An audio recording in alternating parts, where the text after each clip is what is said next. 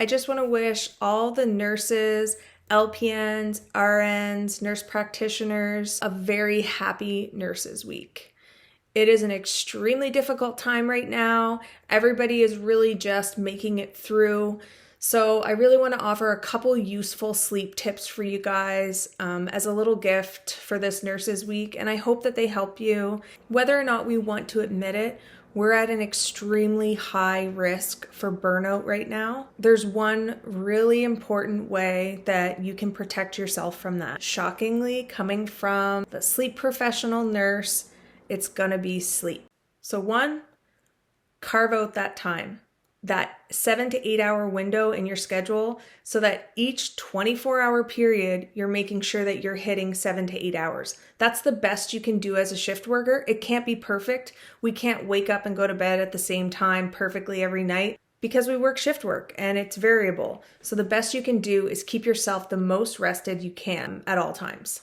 Taking the time to really look at your schedule and say, I need to be awake at this time. So what time do I need to be going to bed in order to hit that 7-hour minimum of sleep so that I don't have to work with impairment tomorrow? That's really eye-opening. And when it comes to night shifts, really allowing yourself that same 7 to 8 hour window between your shifts when you're on night shifts is also really important. I can't tell you how many times I hear people say, I never sleep between my day shifts. I sleep 2 or 3 hours and that's it. That's extremely dangerous.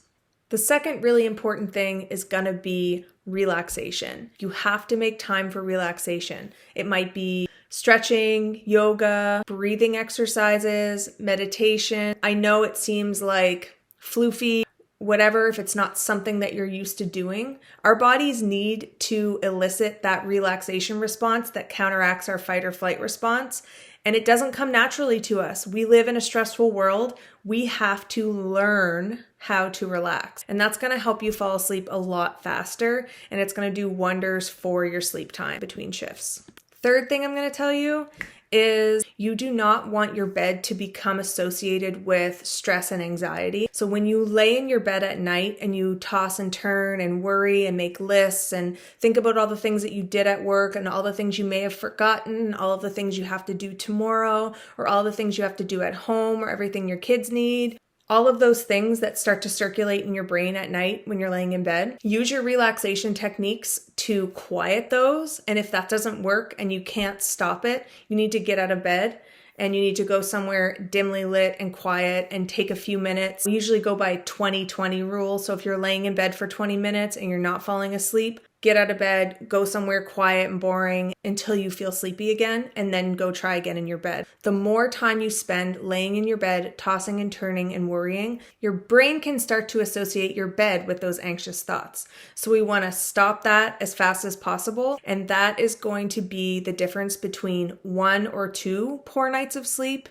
and a long-term chronic insomnia issue. So do yourself a favor, and if you're having a rough time trying to fall asleep, take yourself out of bed, work on some relaxation, and go back to bed only when you feel tired. The fourth thing I'm going to tell you, I think that we need to work better as teams when you're working with your coworkers and you guys have children or other responsibilities that you need to take care of between shifts, especially for daytime sleep. Instead of not sleeping in the daytime, work with a friend or a buddy in order to pick up the kids from school or provide childcare on your days off so that you can maximize your sleep times. I know we're not supposed to be spending too much time with other people right now, but when it comes to essential workers, we can support each other in that way. Find a person that can support you and you can support them, and work as a team with your families. If you prioritize sleep and do your best to improve your sleep, whether that means adding 15 minutes to your sleep time each night, or if you're able to, a whole hour, you're gonna notice it in a huge way. You're gonna notice decreased anxiety, stress resilience. You're gonna notice it because you're gonna realize how much easier life is when you're better rested. So I wanna say, have a wonderful Nurses Week. I hope these tips help you, and I hope you sleep well.